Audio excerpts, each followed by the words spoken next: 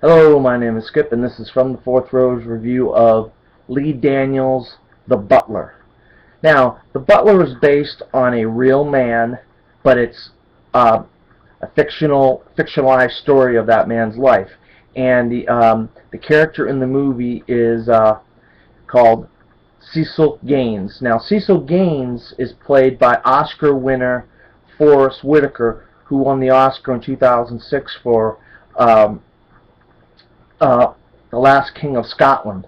Now, I absolutely thought that was an amazing performance about a man who was an animal, an absolute animal of a person. He had genocide in Uganda, and when I was a kid, I remember watching news articles about what he did and what we did to go in there and get him. But now this is about a man whose life spanned 8 presidents, going always back to Dwight D. Eisenhower, and when he decided to resign from his post of head butler to Ronald Reagan. Now, in this movie, the presidents are portrayed by Robin Williams, James Marsden, Alan Rickman. Those are just a few of the Liev Schreiber of the people that portray the presidents in this movie. Jane Fonda plays Nancy Reagan. But the other key character in this movie is Cecil Gaines' wife, played fantastically by Oprah Winfrey, and his son, played by Michael Oladenko. Now, obviously, Michael Oladenko, he's like an older guy. He's not young. I don't know what kind of special effects they used to make him look like a teenager or a young person, but they did a fantastic job of that. But what I really want to talk about here is Forest Whitaker's performance. It's probably going to be one of the top 5 performances of the year, and he will.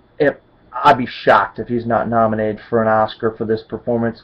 It's such a subtle performance, and of all the other characters and people that are around him in this movie, they all are, they're getting upset, or they're doing some crazy stuff like drinking and smoking and carousing and carrying on, or joking or whatever. Some of the other butlers, Cuba Gooding Jr.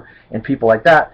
He plays it straight. He plays it straight as a line. I mean, he doesn't diverge from this line, and from the beginning of the movie to the end, he gives a phenomenal performance. And I think that if you really want to see a great movie, you need to go see The Butler. I give The Butler my highest rating of a big see it, and the performances by everybody are spot on in this movie that takes place from the 50s always to almost present day, when he ends up meeting with Barack Obama near the end of the movie. But that's not giving anything away because there's a lot in between.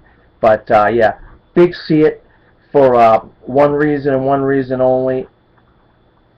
Forest Whitaker gives one of the greatest performances of his life and this year of any year. So go see The Butler. This is Skip, and this has been my review of Lee Daniels' The Butler.